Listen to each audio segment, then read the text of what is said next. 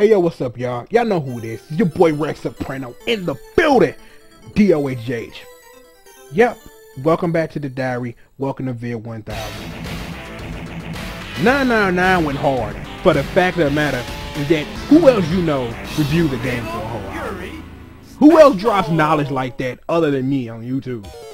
Probably a couple people, but they don't matter because they're not me. Hey, what can I say? I'm a cocky dude. You know, come on, y'all know this by now. It is what it is. But before we get into all that, I want to take a second and explain what you're about to watch.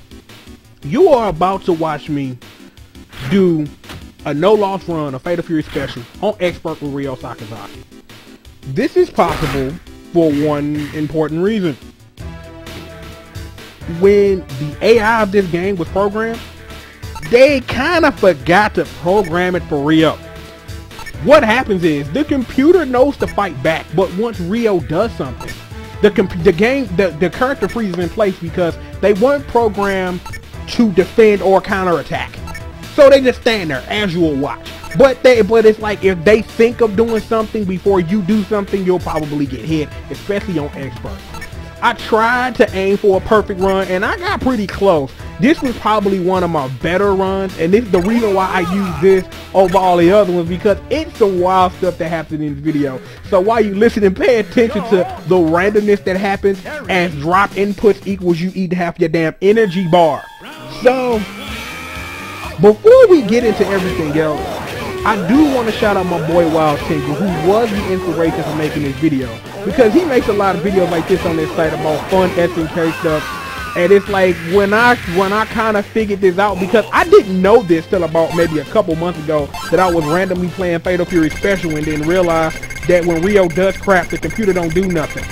So I figured it was a fun thing to show off and do, that if you want to sit up here and do your own run, you can take some notes from this run of what to do, not to do. The only thing I suggest is there are only two things you need to do at the beginning of a fight: a high punch call kick or a high kick he and Shifumi. The only two things you need to do. Do either or. If you do anything else, in the most part, you're either going to get hit or trade. So just so you know that information. With that being said, let's answer the question. Rex, Vid 1000, right? There are a million games you could have reviewed, a million games you could have done, but Fatal Fury Special? Why? There. You haven't figured it out by now? Well, fine. King of Fighters, the opening. You knew it was coming at some point. I'm surprised you didn't figure it out by now. This is what everybody has wanted me to do. Everybody, I get this question like once a week. What do I think about SNK? What do I think about the KOF series? Well, you're going to find out everything I think, everything that I know. I'm going to have some special guests. I'm going to have a lot of stuff to cover. I'm going to have a lot of stuff to get into, man. It's like this is probably my most ambitious project ever for the page. So, you know, I'm real proud of what I got planned and what I'm doing. Just so you know the layout. The games I will be taking a look at are King of Fighters 94, Rebound 95, 96, 97, 98, Ultimate Match 99, Evolution 2000, 2001. I haven't decided whether I'm gonna take a look at the MVS and AES version, the Dreamcast version, or the original PS2 version. I don't quite know how I'm gonna go about that yet. I might take a look at all three. I might dribble some in and out. I'm not quite sure about that. 2002 Unlimited Match, 2003, 11, 12, and of course 13. I'm not sure about any of like the portable games and stuff like that. I want to take a look at Neo Blood and Howling Blood because, yeah, Mo and Habana. Yep. And then you also got the two, you got the whole, you got Iori's whole squad from Howling Blood. So, you know, I'm not sure if I'm going to take a look at those, or I might do those as fun little additions after the opens is over. I'm not quite sure about that. One thing I can confirm, no maximum impact. You want to know why? I love Maximum Impact. No. Let me recorrect myself. No, I love Mignon Bear. And I mean love Mignon Bear. And I'm not scared to admit it either. But that's not why. No. I'm getting misfocused. Okay. No. Okay, yeah. The reason I'm not taking a look at Maximum Impact is because, honestly, Maximum Impact is a great series of games which you should check out on your own time, and I really feel that it would be disrespectful to the series to try to lump it in with everything else. So it's going to get its own opus, its own stage on which to shine on. And Mignon Cat Suit. Yeah! Okay, I'm done now. Now that we got the aim out the way, let's get back to the question at hand. The question you may have now is, how does Fatal Fury Special even matter to KOF? Well, let's start with this fun fact. Fatal Fury Special is the first non-canon fighting game SNK ever made. They also say that it was the inspiration for the King of Fighters game. Yeah, see, now you're starting to catch on. You're starting to catch on. So, also, just on a side note, personally for me, just so I can get this in here, Fatal Fury Special was the first SNK game I ever remember playing back in '94 on Super Nintendo. I remember playing it vividly. I remember, you know, Terry was my favorite character. I knew a couple of Street Fighter moves. I could do a power wave, you know, stuff like that. I can do a crack shot, all that good stuff. So for me personally, that's another reason why, you know, one day the whole Fatal Fury series is probably gonna get its own opus too when it's that time. But right now isn't that time. So, you know, it is what it is with that. Back on subject though, just let you know that yeah, this game is the inspiration for King of Fighters. But the reason for the video isn't to explain that. I want to get into something a whole lot more important than that. How does KOF storyline work? How does it work in conjunction with the storyline that is Fatal Fury? Because I get on message boards a lot, and the question is asked a lot. The question is seen to answer by people who claim they know what they're talking about and don't have a damn clue what they're saying. So I am going to answer that. But before I answer that, there are a couple of things that you need to understand about SNK and how it works. For all my comic book fans out there, you guys know how multiverses work, right? For those that don't, here's the multiverse. That within a multiverse, there is one point, an origin point, in which everything else diverges from. That no matter what it is, no matter who it is, what they do, what they did, how they did it, at some point, it all links back to the origin point within the multiverse. The game that represents SNK origin point within its own multiverse is Neo-Geo Battle Coliseum. Because it's stated repeatedly that all the SNK characters exist within this one universal world. That from there, they go to their own game through their respective storylines and all of that stuff. It's been said, it's been proven. Even in the case of Nagaru, that it takes place, even though it's Samurai Showdown, she is a god of the universe. She's a god within the universe that Neo-Geo Battle Coliseum takes place in. So, with that being said, you now know that everything that happens, whether it's any of the Versus games, whether it's Fighters History, because that takes place within the Neo-Geo Battle Coliseum universe, all of the Sunstar games, all of the ADK games, all of those games exist within the universe. Just to explain the Fighters History thing real quick, Makoto Mizuguchi was in King of Fighters Maximum Impact. While that game is its own, while that game is canon because it takes the place of Maximum Impact 2 without taking the place of Maximum Impact 2. It does state that characters like Zhao Long and Mary and Ash take place in it, but Makoto Mizuguchi does too. So it would be very feasible for any Fighter's History character to cross over into anything, because with Makoto's inclusion in that game now exists within the multiverse that is SNK.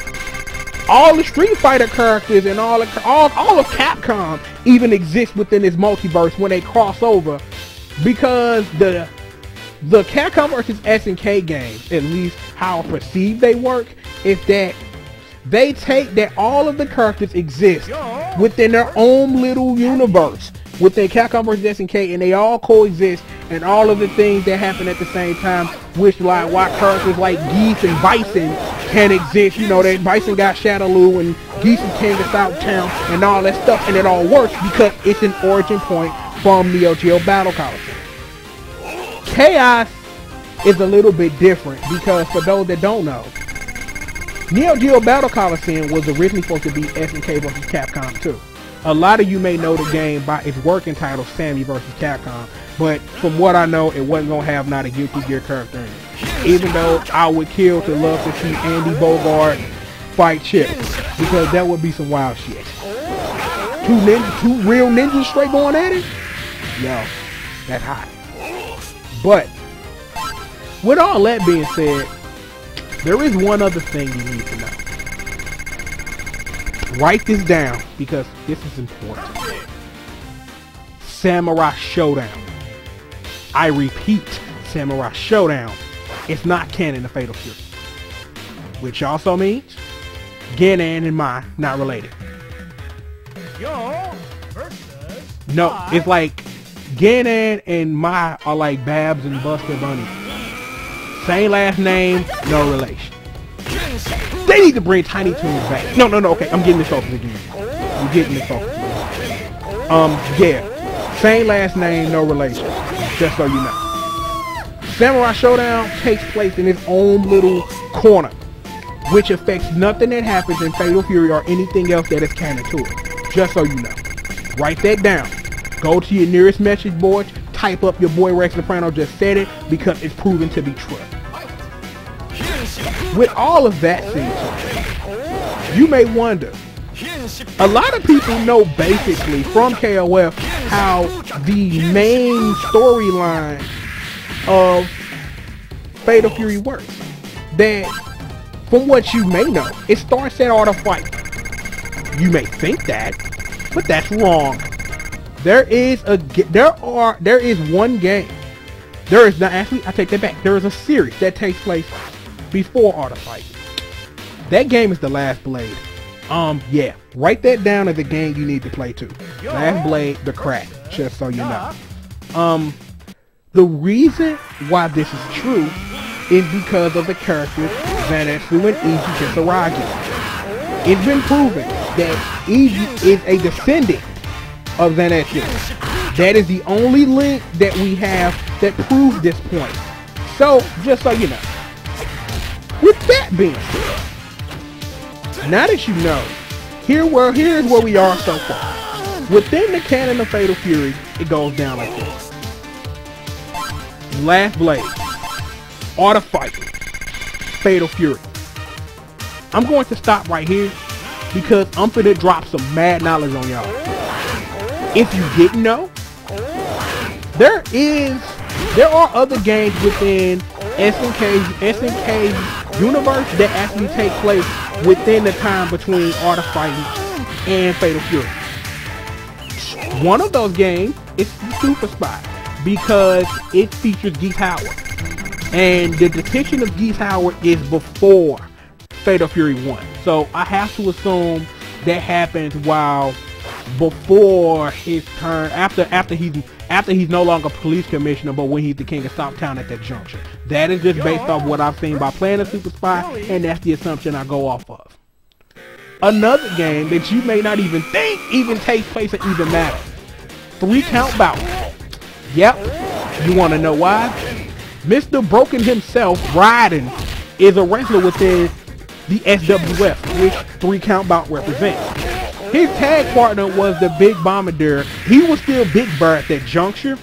But then after Big Bombardier, I said Big Bombardier, Big Bombardier, I'm sorry, betrays him, he turns into Raiden, beats his ass. A little after that, he finds Geese and he participates in the first Fatal Fury game. Now you know. So you can add those games in there. I think possibly Burning Fight takes place in there too, but I haven't been able to really prove that. So, you know, you can leave that as a possible maybe, because I'm not sure. So, it is what it is with that. Now, you all know about Fatal Fury and how it works. Here's the thing. Fatal Fury 1 doesn't happen. That game is replaced in canon by Wild Ambition. I want to confirm some things about that right now, just so we know and understand, just to answer more questions about people who don't know the answer or don't know what the hell they're talking about. No matter how many characters are in Wild Ambition, only 6 of them I can think of matter. That being Terry, Eddie, and Joe, Geese Money, Duck King, Raiden, and I just remembered my boy Billy Kane, baby. Billy Kane. The 7 of them matter. The rest of the characters don't really mean nothing. Even though that Ma's in it, Kim's in it, Zhang Fei's in it for some reason, because at some juncture they SNK found a hard on for a fucking lolly Chinese chick. I don't get it, because we didn't get, you know what? No. I'll say that for King of Fighters 99. I'll say that for King of Fighters. I will save that rant for King of Fighters 99, I swear to God. I'll save it. I'll save it. Like I was saying, the only 2 characters I'm not sure about are Toji and Tsugumi. I'm not really sure where they fit in with that. I would love to see Tsugumi and Toji in another game, but I don't even know if SNK remember they even existed this juncture, so I don't know either. But they would be cool to have like in a new Neo-Geo Battle Coliseum game or something like that. But yeah. Also with that, just on a side note, to answer the question once and for all, I don't care how many characters Capcom wants to put in Street Fighter 4. Nothing the Street Fighter 3 characters do matter. If they are inclusion in the game, it's non-canon. The same for the characters that I just named, like Kim and Mai. Them being in the game that's supposed to retell Fatal Fury 1, they weren't around for it. They're just there to make a bigger and diverse roster. That's it. Kim and Mai don't participate in a Fatal Fury game or Fatal Fury 2. That is stated canon and fact. That is the end of the conversation. If I ever see somebody else post a random nonsense that, Ibuki's in the game, she must participate in the 3rd turn. No! Stop saying it. Stop spreading mistruths about Capcom canon in which you haven't studied it and know nothing about it. We're done. Let us never mention it again until I have to mention it again. Okay. With all that being said, Wild Ambition, Fatal Fury 2, Fatal Fury 3. Real bout. The only game after that may possibly be canon is Dominated Mind and Real Bout 2. Dominated Mind for White's appearance and Alfred, before I forget about him, and Real Bout 2 introducing Zhang Fei and Rick. They exist, just the things that happen within their game are just non-canon. And then after all that, you have the game, Mark of the Wolf. But here's the thing. There is one other set of games that take place way after Mark of the Wolf. That being the Food series. You may know those games better as Savage Rain and Kazune Encounter. The link of those 2 games to all of the other canon is a character named Chung Pai-Fu, who says in his win quote that the hat that he wears, he got it from the legendary wolf. You know that it's Terry Bogard. For right now, consider it as it is, because it's questionable, because the man's hat's blue, the one Terry wears is red, but we'll just go with the assumption that Chung is telling the truth, and that's that. So, here it is. We begin with Last Blade, an Inokazuna encounter, and everything I named in between. Let's answer the question. How does this relate to KOF? KOF starts way before Last Blade. It starts with the Kusanagis and the Yagami family and the fire and the gay love and all that other crap. Goes forward a whole bunch. The game where the KOF series starts and it takes its turn is Fatal Fury 3 because of Geese Howard and the Gen Scrolls. The difference between, we all know the difference between KOF and Fatal Fury. You seen the beginning of Mark of the Wolves? Fuck your hand! I want this street, bitch! Woo! And die! However, at the end of real bout, Geese takes that fall, gets the dirt off his shoulder, and continues running Stop Town like a boss. Like a boss. Do you hear me? Let me say it one time. Geese like a boss. That's all you need to know. And KOF does this thing, and I have 50 million videos to explain what KOF does at that juncture. But just so you know, KOF takes its turn at the end of Fatal Fury 3.